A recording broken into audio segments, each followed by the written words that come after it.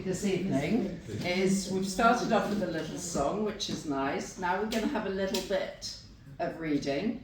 Actually, can you put that light back on so I can see what I'm reading? Just for now. And then we're going to have the slideshow. And then if there's any time or anybody wants to ask any questions, we can do that too. Whatever you like, really. So, when I was growing up, the question that I was most often asked by people I didn't know was, what's it like having a famous mother? Strangers always asked me once they discovered who my mother was. This is what I've written in the book that I've just finished about my mum, called Me, Molly and Mum. No, Molly, Mum and Me. Another link in the chain, because it was for me to write down or discover how these things travel down through our DNA. And it's been totally fascinating to write. I didn't want to make it a misery memoir in any way, because there was so much laughter that went through our lives, but obviously there was a lot of despair as well at times. But I'm just starting in the middle of a chapter about fame, really. So what's it like having a famous mother? Strangers always asked me once they discovered who my mother was and had got past the fact that she wasn't the actress Molly, have you seen my pussy sucked? What did they want? The inside story? I never knew what they expected, for she had been outside the house famous for as long as I was going to school. What was this thing they called fame? Why were they so fascinated by her? What's it like not having a famous mother? I usually replied, shrugging my shoulders, and they'd laugh, thinking I was joking, but I didn't know any different. I had no comparison. She wasn't famous to me. I have answered that question well and badly hundreds of times since I was small, until she stepped away from basking in the limelight, courting the cameras, interviews, and became almost invisible, camouflaged inside her painting studio. The past is another country. They do things differently there, L.P. Hartley wrote in The Go-Between, made into a film in the late 60s with icons Julie Christie, Alan Bates and Edward Fox, written by Harold Pinter, released in 1971. It contains so much about the stilted attitudes of the past, as Britain was. It is hard to conceive how straight or how insularly prudish Britain's inhabitants were in the 1960s. How different a country in every conceivable way. How different lives were. Not just what everything looked like, but behaviour and in and out of the home, the way people talked, their idea of proper manners, how children were treated, women spoken to, how they always deferred to men, like in Margaret Atwood's The Handmaid's Tale, what food was eaten, how no one swore or ate in public or admitted taking drugs. It's science fiction in reverse. Who could have imagined the internet when everyone relied on the news from newspapers and the BBC Home Service, and we trusted them, the BBC, the government, the royal family? In today's sense, only a small amount of people were famous, and once you got onto the merry-go-round and were TV approved, you damn well stayed there until you dropped off into the obituaries. Which happened fairly quickly because everybody drank and smoked so much post-war that they died in their 60s. Mum wasn't Hollywood film star famous or Top of the Pops, Beatles or Kardashian famous. How famous do you want to be? But Bianca Jagger, Mark Bolan, Twiggy and Cary Grant wanted to be interviewed by her when they were world famous. And Carrie asked her out for dinner and she went to the pictures instead with the man she ended up marrying. How different life might have been. My life People are famous for Andy Warhol's predicted 15 minutes and fall off the wall of fame soon after like Humpty Dumpty. 30 years is a long time to spin plates in the public eye. Why was she famous? Indeed, as the fashion editor of Nova magazine, whose tagline was, "For women who think magazines don't understand them," was launched in March 1965 by a strong editorial team of men telling women what they should be interested in. So Jean-Paul Sartre told us about existentialism. Thank you. Erwin Shaw, short stories, interviews with Anthony Blonde, who would become Molly's first publisher, Laurie Lee on Mexico City, but they left the syllabub to Elizabeth David, with Penny Vincenzi as fashion editor. Previously, she was Marjorie Proof's secretary and would later become a best-selling romantic novelist. Penny V was made for conventional fashion, with articles featuring the predictable Rishi Patu Molyneux Dior. Clothes to defend your honour in was one of her pieces. Soon turned on its head by Molly, groundbreaking for using black models and showing style over couture fashion. Diamonds might be forever, but plastic is for now. Jewellery. Its mix of design, politics, fashion, humour, photography, appealing to men as well as women, was a novelty. Appearing on talk shows like Late Night Line-Up when only men appeared to have views, and newspapers when everybody got the Sunday papers, Mum was famous in every sense. She was in films, not just at their premieres, at fashionable clubs, restaurants and parties, always mentioned in gossip columns, and when she started writing books, appeared on chat shows, being interviewed endlessly because she told uninhibited truths, and people found that refreshing against old-time prudery. Shocking too, enough for a headline. And when she wasn't capable of writing or painting, her concentration shot from the booze. She did what anybody would do, got up on stage and toured the country, drunk. Sober, she had her own BBC radio show, was agony aunt on TV Quick magazine for 11 years, wrote and illustrated travel pieces for posh magazines, had exhibitions of her paintings, presented Sky Landscape Painter of the Year, became part of the advanced style icons. She heralded the unknown, boasted of being both Welsh and a gypsy, and not caring what people thought in society. Nothing couldn't be discussed. When we were out, people asked for autographs in their autograph books, a strange phenomenon. From the time I was 5 and after her autobiography in 1993, journalists still asked, "What's it like having a famous mother?" Now they ask, "Is she still alive?" I remember Molly Parkin. I thought she was dead. Are you sure she's not dead? She was still alive when I saw her this afternoon, I replied, but maybe you have an update. And I savour a sweet moment of a appalled faux pas as they think of how to balance the situation. Then I laugh and they relax, and I can now understand why everyone was so intrigued about her fame. Because she was a woman, a working class woman, who had made it on her own abilities and opinions. Women in her world of work had private education, went to boarding schools and finishing schools in Paris or Switzerland.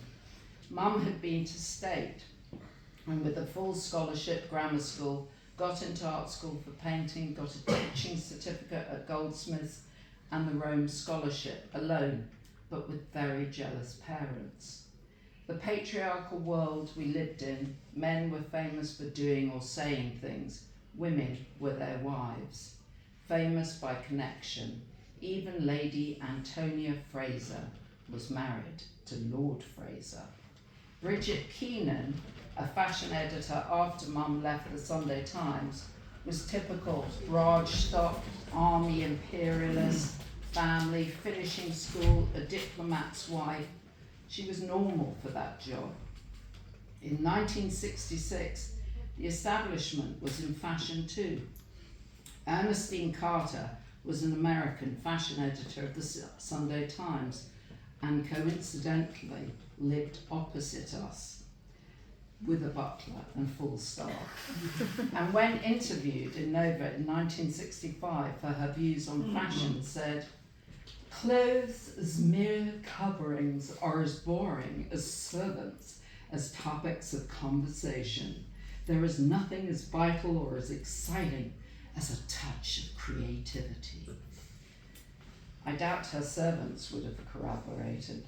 The text by sultry, sexy Molly photo read, "Seeks to do something for women with bosom and bottoms, not the ready-made mistress type. I think models make clothes too rarefied. I would like to put clothes on an Ingrid Bergman type, slightly sisterly, luminous, warm, elegant.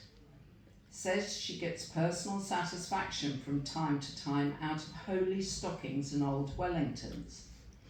I think it's essential to look terrible occasionally. If you feel horrible and ugly, you should go out looking horrible and ugly."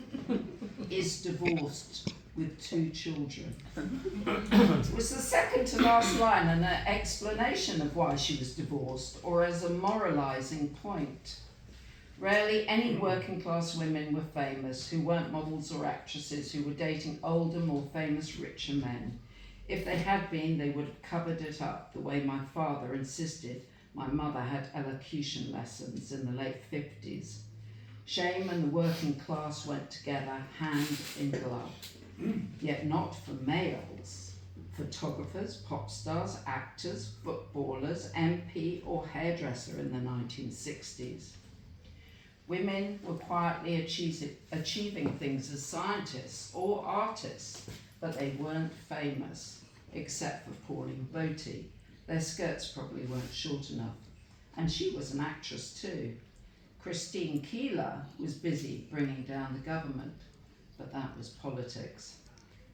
There are all sorts of reasons people become famous. Some chase it, believing fame will bring wealth and status. Occasionally it does. Some set out to be famous, the way others work to get rich, to give them an identity.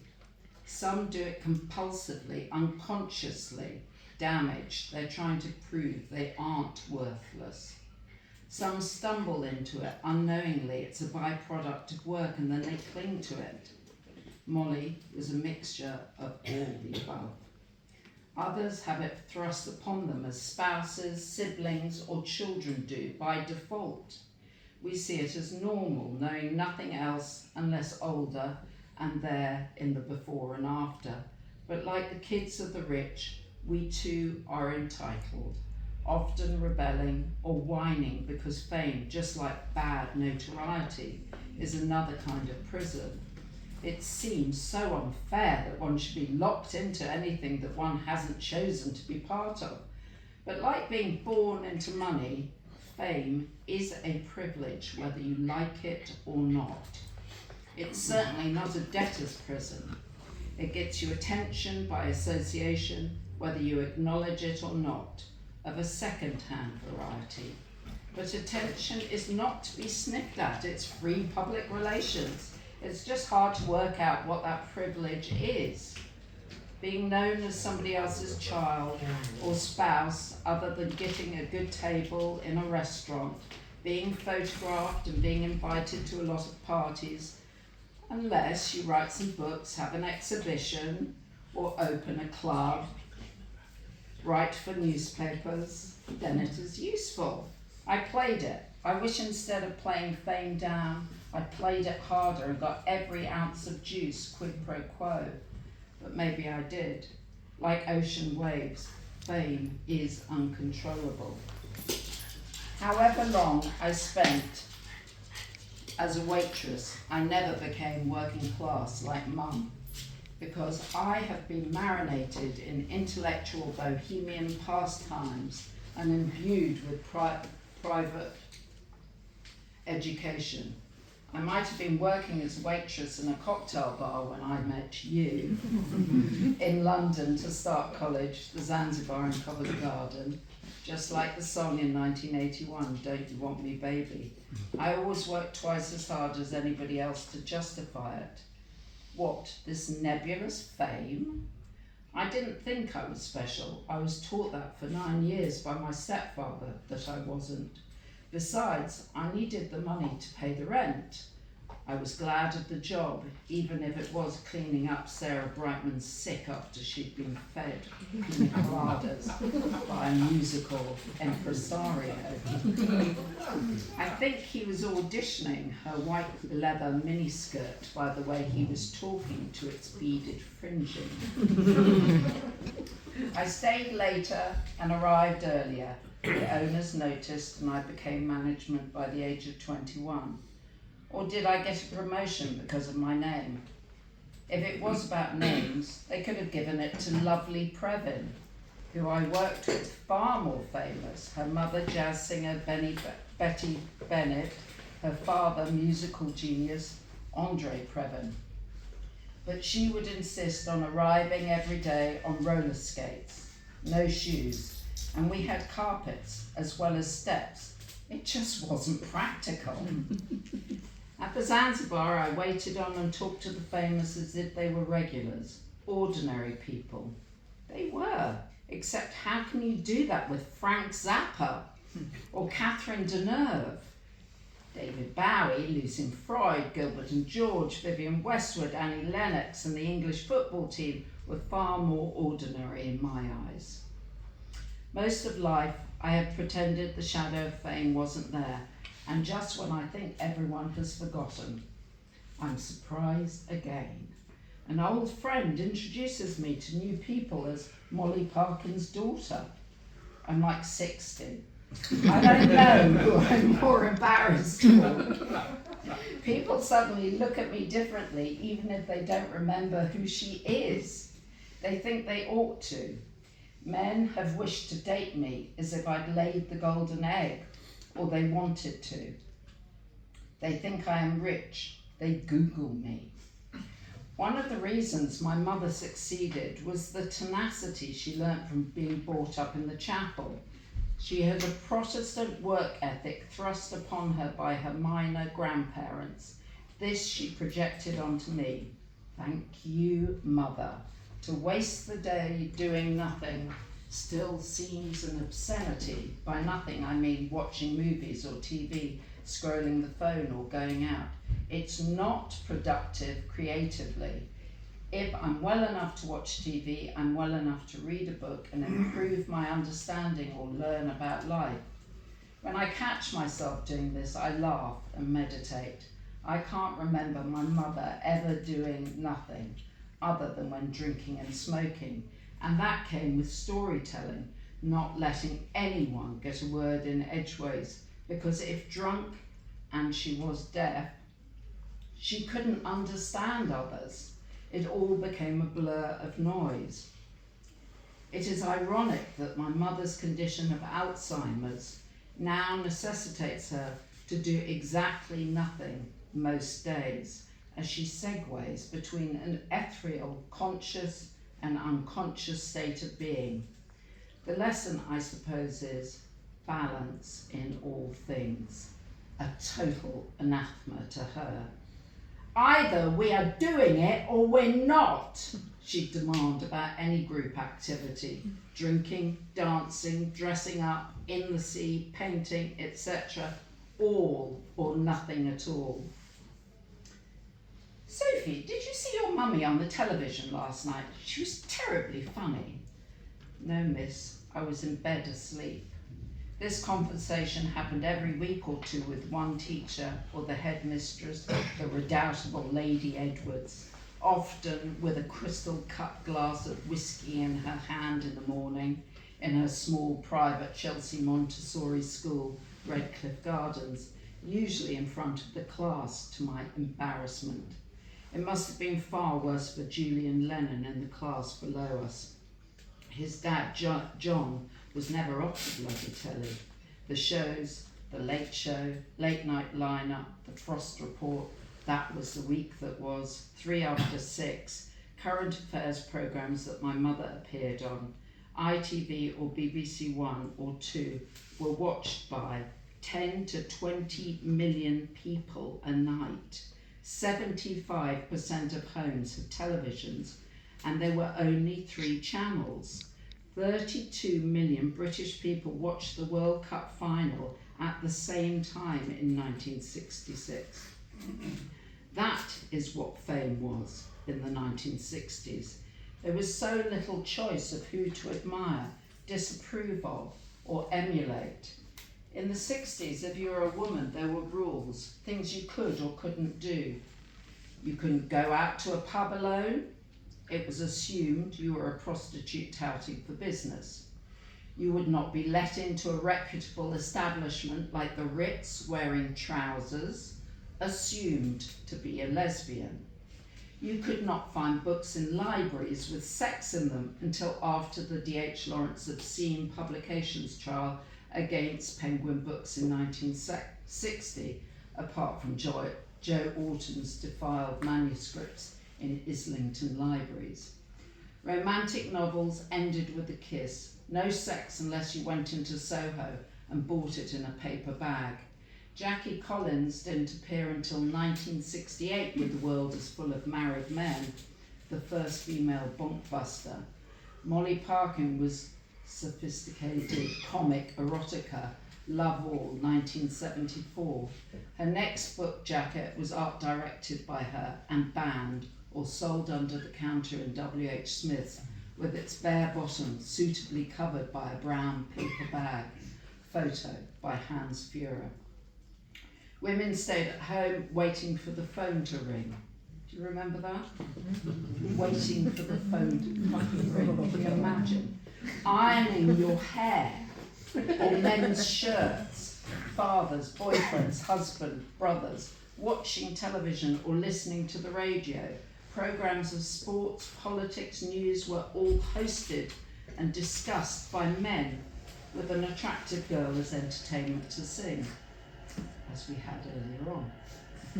We all had a male-centric view of the world, but we had Queen Elizabeth II to balance it out, so that was all right, girls. Women appeared as actors, but not as often as men, since all the plays were written by men about men things starring men, or current affairs, children's presenters, or cookery programmes with Fanny Craddock. When they proved popular, male chefs appeared to do it professionally. The other talking sexy women with my mum on the telly were Joan Bakewell, Lady Antonia Fraser, Nancy Mitford, Nancy Spain, and a country Celt like my mum, Edna O'Brien. Mostly it was the educated upper class talking to the rest of the country, telling them how to behave. The first colour television wasn't until 1967, but for most people that didn't transfer into your house until the 70s. It was all black and white, so not much to look at. Broadcasting as it was, little more than shadows on the radio. You had to listen, but to what drivel? Newspapers were black and white, grey with occasional colour until the 1980s. Still, Lord Rothermere disapproved of women wearing trousers in photographs in his paper, the Daily Mail. No surprise they hated punks and single mothers. Later in the 90s, 2000s, as a single mother, I wrote regularly for the Daily Mail and Female, outrageous topics that would not have been tolerated in the 60s, about abortion, rape, domestic abuse, feminism. I even got my daughter underage work experience in the office, and that would not have happened without the Parkin surname. The Mail interviewed my mother countless times for the shock appeal. I don't think she was ever invited to write for them once. One removed is a safer distance. There weren't just jobs, of course, the spoils of fame, parties with goodie bags. I could start with Dudley Moore kissing me aged 19 and telling me I was gorgeous. an audience with Dud on LWT promoting the film Arthur. After we ate dinner with Shirley Bassey, I was more thrilled at the Four Tops throwing me between each other and hugging me at the back of the Royal Albert Hall in 1968, or Jimmy Page down on his knees kissing my hand in mock heraldry as if I was a maiden, age 13 at a gig's after party in Earl's Court, or being proposed to age 5 by the visionary architect Buckminster Fuller. No thank you, I don't want to get married, ever. Or age 4, seeing Jimi Hendrix at the Roundhouse or at the Chelsea Antique Market, or Rod Stewart in the front garden, a cup of tea with Mary Hopkins and Hilda Baker, going to Eric Clapton's birthday party, dancing with George Melly or lunch with R.D. Laing, first nights and PVs, privileges. These things Mum loved too, but what made her reach for her own fame? Why couldn't she marry it as normal women did? She liked the attention, but she needed that power. I understand that now, but Cragginos Castle might also be part of an explanation. The story that bled through my family in a small mining village in the Garrow Valley is much of what I think made my mother, a real belief that our family had once originated in a castle, had entitlement to the manor born, and we should one day return to our former glory. Wonderful.